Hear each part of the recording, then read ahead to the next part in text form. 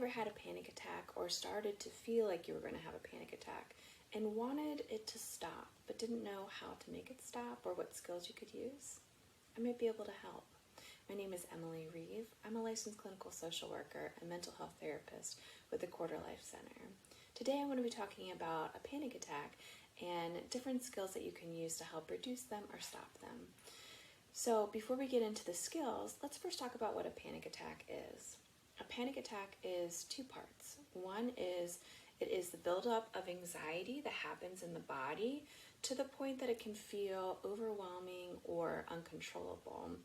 It often can leave someone feeling like they might be dying or that they might be having something like a heart attack because it can mimic the symptoms of a heart attack. The other part is that it's having physical symptoms.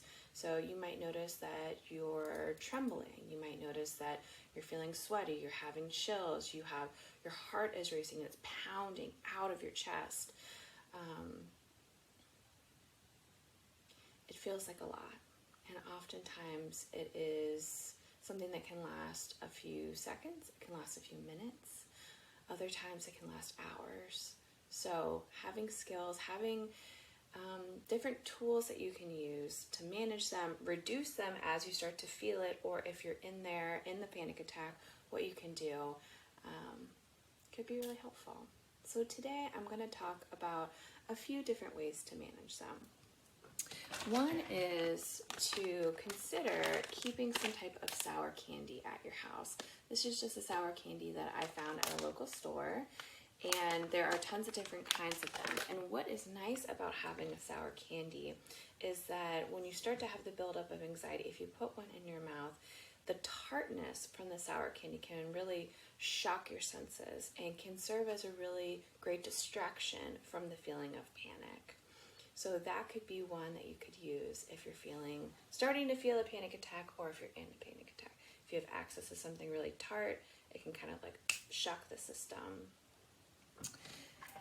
The other two that I'm going to talk about actually come from DBT therapy or dialectical behavioral therapy, and it's part of what they call the TIP skill. And so the TIP skill has multiple levels, but we'll just be talking about one part, which is the idea of changing your body's temperature in a pretty drastic way. So have you ever seen on, social media or on TikTok, people getting in full-blown ice baths, or they stick their whole face in an icy water that is in a bowl, right? These are examples of using the TIP skill. And why they're amazing is because they shock the system in that they present very, very cold temperature, which helps to regulate the nervous system, right? People talk a lot about wanting to regulate their nervous system, but what that really means is, especially when you're having a panic attack, is it helps to activate what's called the parasympathetic nervous system. And that is a part of your nervous system that helps with the resting, digesting, and relaxing section. When you are having a panic attack, you have your sympathetic nervous system activated, which is the fight or flight or freeze. So they both can exist at the same time, meaning that if one is activated, the other isn't. And so if you notice that your fight or flight is being activated by a panic attack, something that you can do is shock your system. Shock your system by temperature. So you can take a bowl full of ice water and you can dunk your face in it. That's one option. The other option that I like that might be more manageable is to take ice packs. And so I like to take ice packs or have clients take ice packs and you just kind of squeeze them back and forth. If you have ones that aren't hard, for me I have hard ones, but if you have ones that aren't hard, they might be easier to squeeze.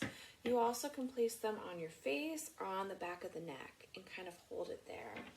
And so by doing that, what you're doing is to stop your sympathetic nervous system from activating and try and activate your parasympathetic nervous system by tipping your temperature really cold.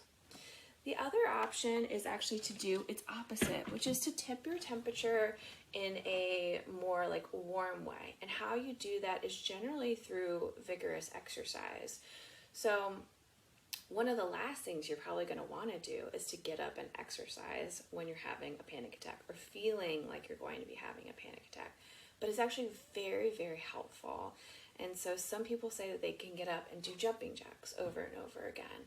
and it helps to like warm up the body, and it can serve as a distraction from a panic attack. What I like to do with clients is I like to shake the body. So you get up and you shake over and over again, right? And I set a timer for about a minute. We get up, we shake our whole body. We shake our arms, we shake all of our limbs, and it helps to warm up the body and helps to, also release endorphins, which is also good, like the feel-good hormone. But then it can also help to activate our parasympathetic nervous system and bring down that fight or flight. So these are just a few tips that can help you if you're starting to feel like you're having a panic attack, or if you are in a panic attack, it can help to shorten the duration of it.